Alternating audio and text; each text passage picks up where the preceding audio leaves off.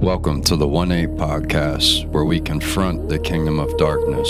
We speak the truth, not in fear, but in the power of the Holy Spirit, knowing that Jesus Christ has already overcome the darkness of this world. Join us as we expose the lies, uncover the hidden secrets, and stand boldly in the truth that has set us free. This is a call to arms, a call to awaken, and a call to walk in the light as He is in the light. Some of you in the room right now are still bound by oppression because you have not released the abuser that caused the narcissistic abuse in your life. And you still have bitterness, and you still have unforgiveness, and you still have rejection, and you still have a soul tie that hasn't been broken, which is why the trauma bond is still connected, which is why you can't seem to get them off of your mind. It's like you can't seem to escape them. It's like you're even feeling things that they might be feeling. And that trauma bond, what it does is it keeps you paralyzed, because all you're left with is the abuse. You're left with the insecurity, you're left with the low self-esteem, you're left with the manipulation and the mental torment, you're left living in rumination because you're living in the past and you're not living in the present or focused on the future or where you're going, that you're still trying to hang on to a fantasy that's not a reality. This is what people do, is they're trying to hang on to who they thought they were, but they never were, because they wore a mask in the beginning. They wore a mask in the beginning, and they tricked you, because they do what's called mirroring, and they pretend to be who you want them to be, but it's not really who they are. That's how they get a hook into you. And then you hang on to that false fantasy and that false facade, and you keep hoping that they're going to go back into this person that they never were. You understand? It all it was a game to them. It's a game. It's a game of cat and mouse, and you're the mouse. They're the cat. They have the upper hand. It's a game to them. This is all fun to them. It's a sick, demonic, twisted game, and you become the victim of the story. But here's the good news. You don't have to stay there, and you don't have to live there. How do you stop attacking that type of person? What do you mean? How do you stop that person from attacking you? I think that's the question you're asking. I'm going to kind of cover that. I'm going to cover like a whole bunch of different things here on the spirit of narcissism. Oh, how do you stop attracting that person? Great question. We're going to cover that, because I'm going to show you the things that they're looking for, so you know what it is that is attracting them into your life. The first thing I would say when it comes to that is narcissists don't just come after anybody. Okay? They're very strategic, and they are very intentional. Okay? It's not a coincidence why they showed up in your life and why they keep showing up. Okay? Because some of you haven't battled just one. You've battled them all your life. Can that spirit stay even if that person is deceased? Yeah, it can come through a generational curse. Like, for example, if your mother or father was a narcissist, that spirit will try to stay in the bloodline and be transferred into somebody else through the family. Yep, Jezebel, absolutely, Braveheart. That's one of the spirits for sure. And when you carry a prophetic mantle, or you have a prophetic mandate over your life, you will battle the spirit of Jezebel all your life, because it seeks out the true prophetic. That's what it did in the Bible. And if it did it in the Bible, then it still does that today. Some of you are battling this spirit because you have a prophetic mantle, and it knows that. And it's trying to, just like it did with Elijah, is it's trying to get you to hide. It's trying to get you to remain silent. It's trying to get you operating in a spirit of fear, so that you'll never confront or be confrontational to this spirit when it's operating in your life. That's what it wants to do. It wants to silence the voice of God, because that's what the true prophetic is. And then it floods the market with false prophecy, which is why we see false prophets everywhere. there's three different spirits per se, three different people. These spirits are still operating today, though. The first is Jezebel. The second is Athaliah, okay, which is Jezebel's daughter. I know a lot of people don't even know who Athaliah is, but Jezebel had a daughter that was actually more wicked than her. So we talk about the Jezebel spirit because we're all familiar with that spirit because it's everywhere. But there's a secret assassin that we're not aware of called Athaliah. Athaliah is more dangerous and more wicked than Jezebel was. You know why? Because it was groomed in narcissism. It was groomed by its master, Jezebel, that was evil and wicked. So it learned from the time of birth how to be manipulative and how to dominate and how to control and how to isolate. And then we read of a man named Korah. Korah is in Numbers chapter 16. Okay, it was actually Moses' cousin. And Korah raised a rebellion. He raised a rebellion against Moses and against Aaron. And he started out with him, a man named Abiram, and a man named Dathan. And he raised up 250 leaders of the community that were prominent members, okay, to come against and to rebel against Moses and Aaron. Because the thing is, like, the spirit of narcissism, okay, because that's what we're talking about, it doesn't just come against your life personally, it raises up other people to come against you too. It raises up a demonic army. This is Numbers chapter 16. We read of Korah, Korah, Korah, who was Moses' cousin. And he was jealous of the mantle that Moses carried, but he was also jealous of Aaron as well. And he wanted more authority, he wanted more power than what he had. And basically what happens is this ends very bad because judgment comes to Korah and the people that he raised up to rebel against who God had ordained and who God had appointed. So he not only rebelled and was trying to come against Moses and Aaron himself, but he also raised up 250 other people to rebel also and to join his demonic army and his demonic agenda. There's another man in the Bible that did something very similar, and his name is Absalom.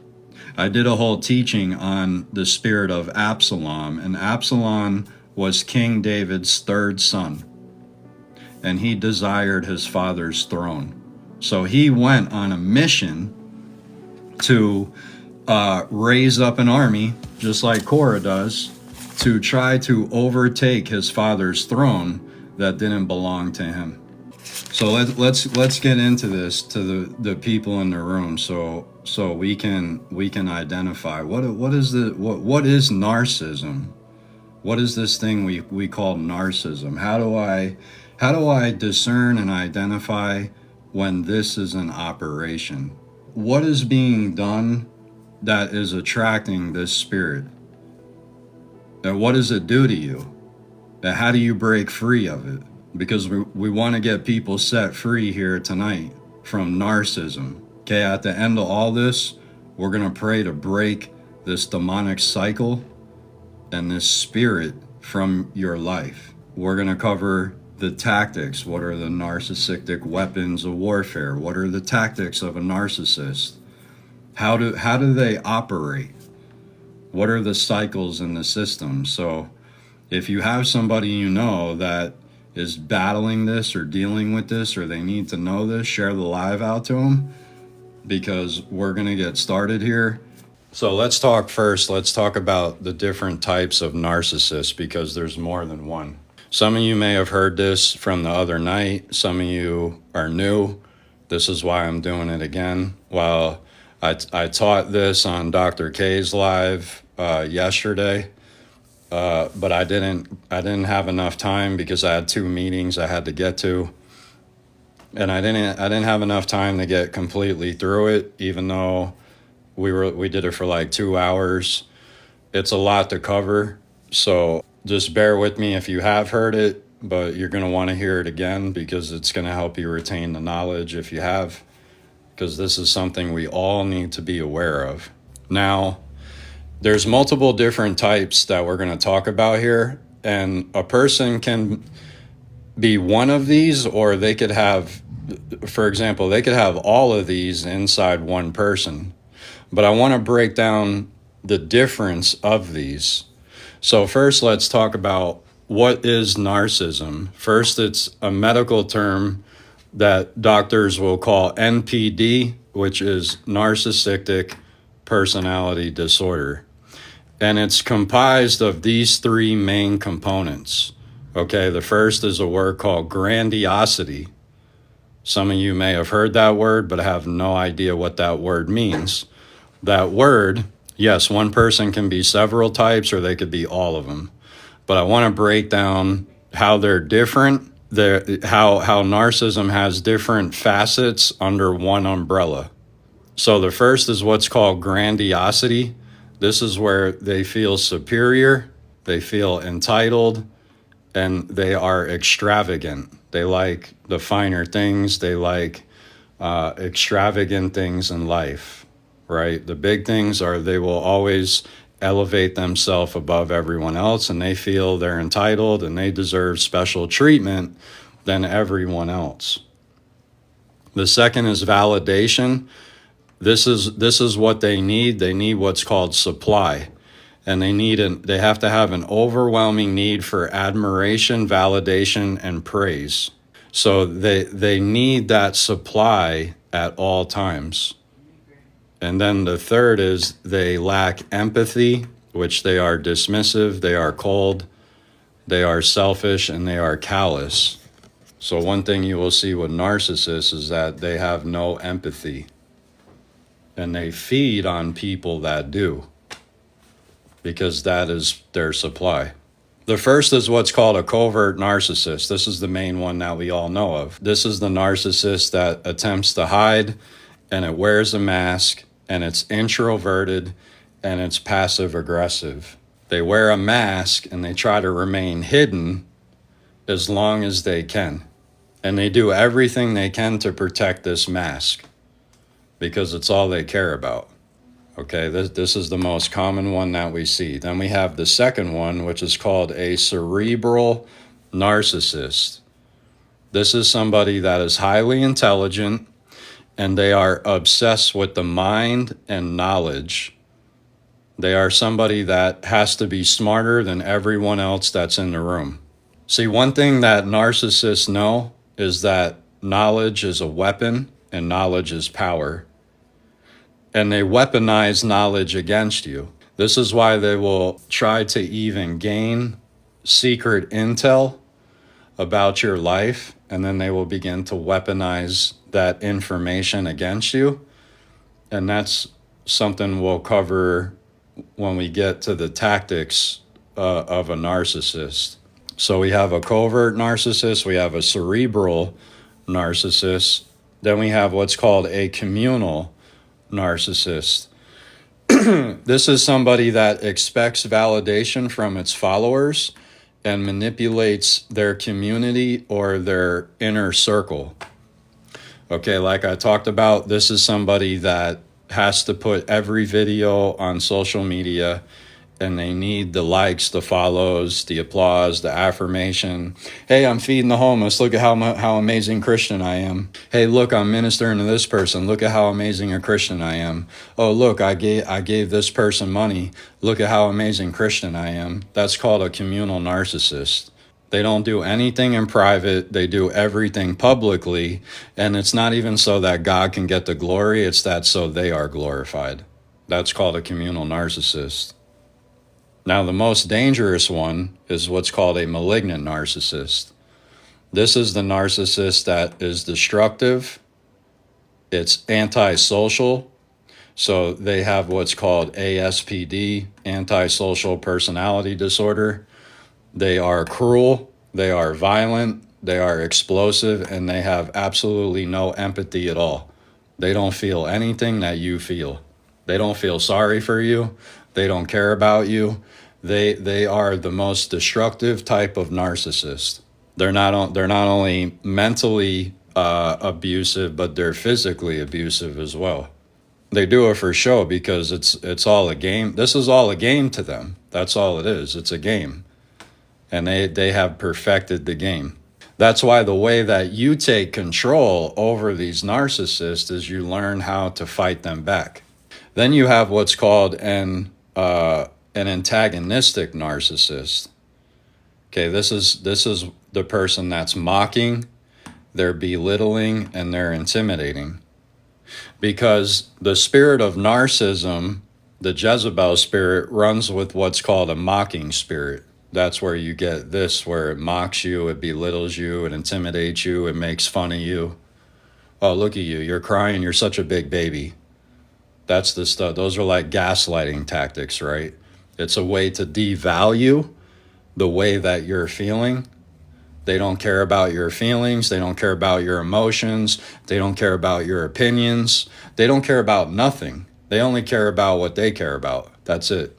So then you have what's called a schmexual narc. And this is one that is seductive. It exploits intimacy against you, and it's highly lustful.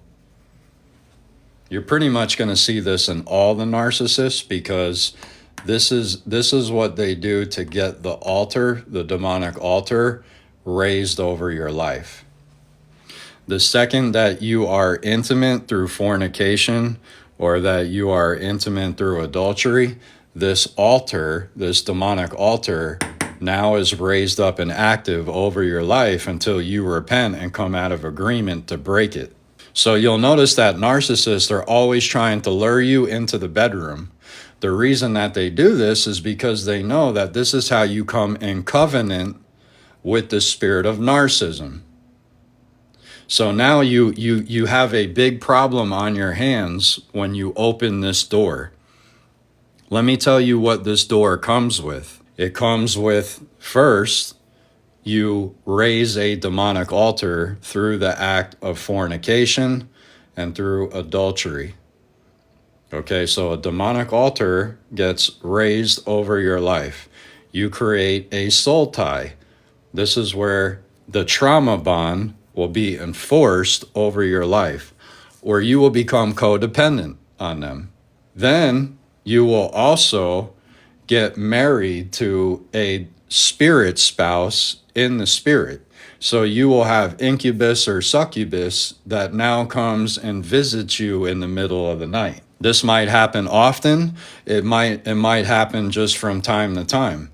But one thing's for sure is that you're going to have a demonic altar, you're going to have a soul tie, which will be a trauma bond, and you are going to have a spirit spouse that comes and bothers you or visits you in the middle of the night. And it'll try to sleep with you in your dreams. It'll try to touch you in the middle of the night. It'll visit you. It'll hover over your bed. You may get sleep paralysis where the demon is holding you down on the bed and you can't move. Because all it does is it visits you while you're sleeping. This is the mess that gets created when we end up, laying in bed with the narcissist, as it brings a world of trouble into our life. The last one on the list was called a religious narcissist. Okay, and this is what we would see in the church today. This is where the person feels spiritually superior. They weaponize false authority against you. They believe that their way is better than God's way, and they manipulate you. And in other religions, the way a religious narcissist would look is that they believe that their religion is better than Christianity. They believe that Islam is better than Christianity. They believe that being a Mormon or Judaism or Catholicism, they believe that their denomination or that their religion trumps being a follower of Christ. That's called a religious narcissist. And narcissism operates in the church. So what's the cycle that they keep you in? This is what I call the web of narcissism. This is the demonic cycle that they keep you in. And this starts with phase 1. Phase 1 is the love bombing and the mirroring stage. This is where they build you up with validation, affirmation, and gifts. They give you all the affection, all the attention, and they pretend to mirror who you want them to be. They do this to lure you in. This is how they set the hook. So in the mask phase, because that's what this is, it's phase 1 is they put on the mask and they put you on a pedestal.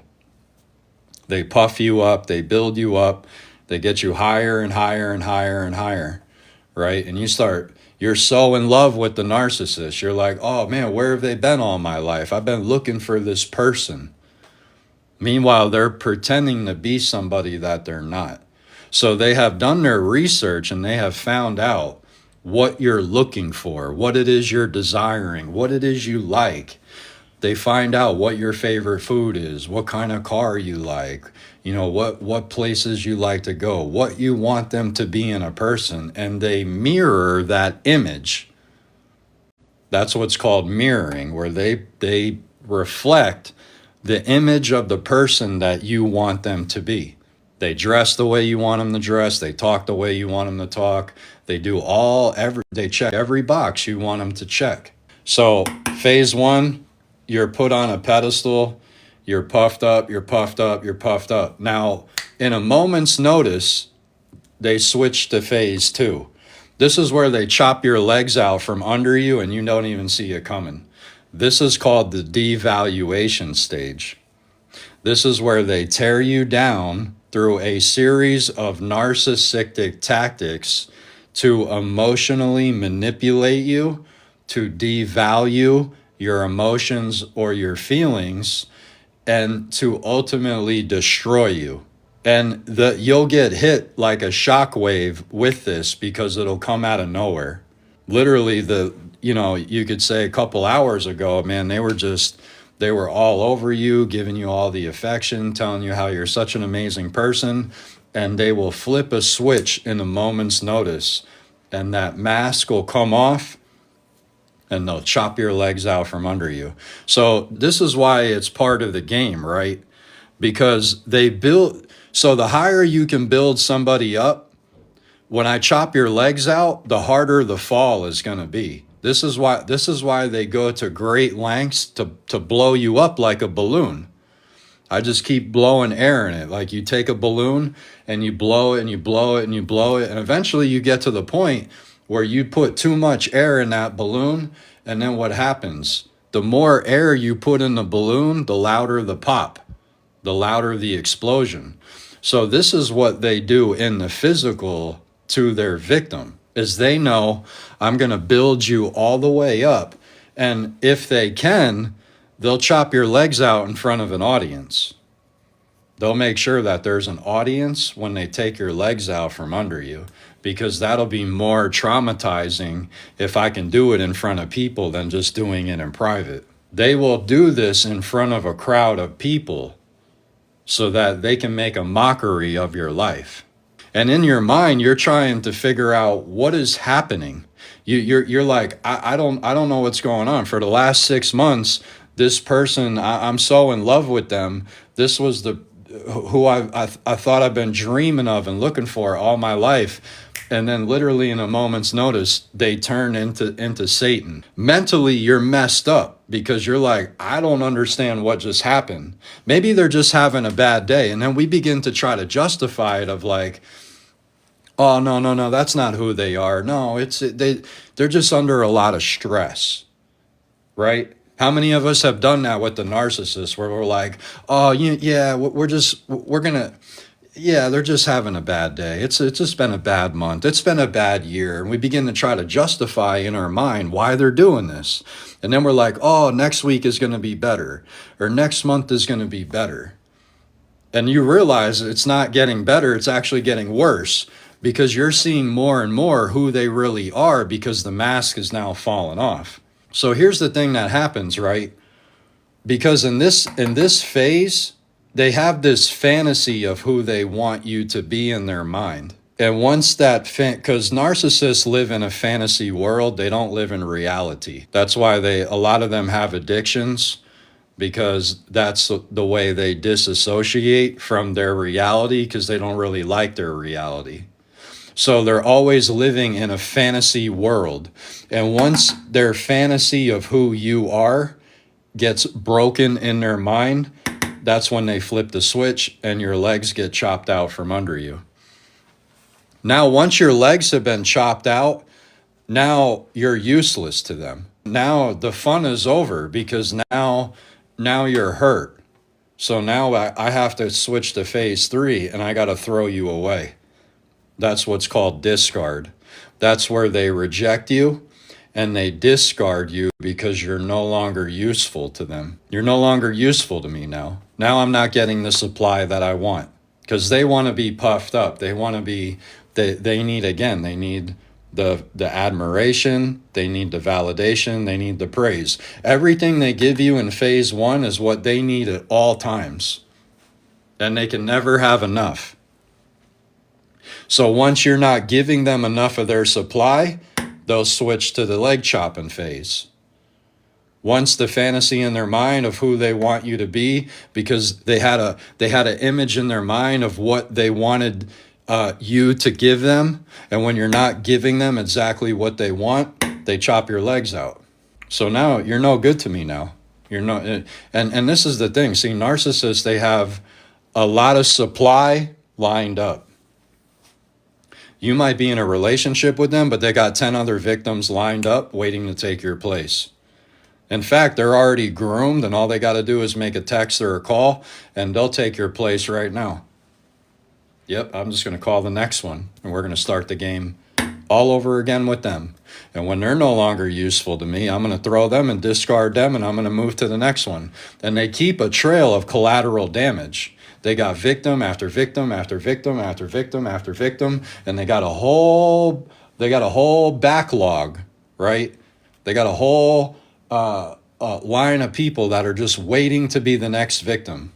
So now, because you already are probably battling rejection before you ever even got with the narcissist, so now you're really messed up inside, because now they just pour gasoline on that infection that you already had in you, and you can barely cope with the rejection. So now what happens to you as the victim is that word called rumination, and this is where you are trying to cope and process with what just happened, and you are reliving these traumatic events in your mind. You're reliving every word curse that they spoke over you. You're reliving every physical act. You're reliving every emotional abuse. You are in mental torment. So you're not only thrown away and rejected like a piece of garbage, but now you're left with the mental torment. You are broken to shambles inside. And sadly, there's people that live here for years of their life, even when they're gone from the narcissist. Because you have to repair this. And unless you repair it, it doesn't go away. So how do we keep this cycle going? Okay, phase 1, love bombing, mirroring. Phase 2, chop your legs out. This is called the devaluation stage, where the narcissistic tactics are going to come in, because those are the weapons of warfare for the narcissist. Phase 3, I get rid of you. Phase 4, you're left with the mental torment and the abuse that they have caused to you. Now, phase 5 is how we keep the game going. This is called hoovering or breadcrumbing. This is where I pull you back in through false hope, false promises, playing the victim, all through manipulation. This is how the game continues to operate, because otherwise, without this piece, we can't restart the cycle all over again. Because once I get you pulled back in, then we go back to phase 1 and we start the process all over again. But really, you're still stuck here. This has never gone away. And you're still trying to hang on to the person that you thought they were up here. But see, that was just to hook you. That's what you got to realize. This is never who they were. It's just who they pretended, they mirrored who you wanted them to be to suck you in. So how do they get you back after they have thrown you away? You know, this is about the best analogy that I could say. Picture, you know, when you go fishing and you put a piece of bait on the hook and I throw it in the water and I catch a fish, right? A fish bites the bait. I set the hook. This is the setting the hook process. Now I get the fish to the boat. I take it off the hook. I throw the fish back in the water. Now the game starts all over again. So now I put another piece of bait on the hook and I throw it back into the water. This is the game that the narcissist plays. See, this phase is, in this phase, I caught the fish to the boat, took it off the hook, and I threw it back in the water. Now I got to put the bait on the hook again and try to hook the fish all over again. So in the breadcrumbing phase, this is where I see if you're going to take the bait. Let me send them a text. Let me call their phone. Let me see if they answer. So what they're doing is they're feeling out, do I still have access to you? Because if I text you and you respond to my text, it tells me I still have access to you. If I call you and you pick up the phone and you have a conversation with me, even though the conversation may not go well, I still have access to you. If I show up to your job unexpectedly and you begin to entertain me and I begin to read your emotions and tell that you're still involved or engaged, then I still have access to you. So this is what is called breadcrumbing, is where they make little attempts to see, do I still have access? And this is where it comes with the, oh, I promise to be better. Oh, I promise to do this, or I won't do that anymore. And you're going to go, oh, okay. Oh, okay, I'll come back. Yeah, let's get in a relationship again. And now they start the game all over again. And you just keep going round and round and round. And you continue to stay in this circle until you say, I've had enough and I don't want to ride this ride anymore. Because until you get to that place, you stay on the merry-go-round.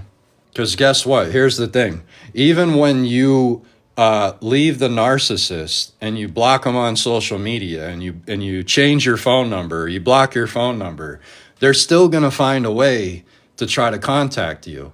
They're going to message you from somebody else's social media. They're going to call you from an unknown phone number.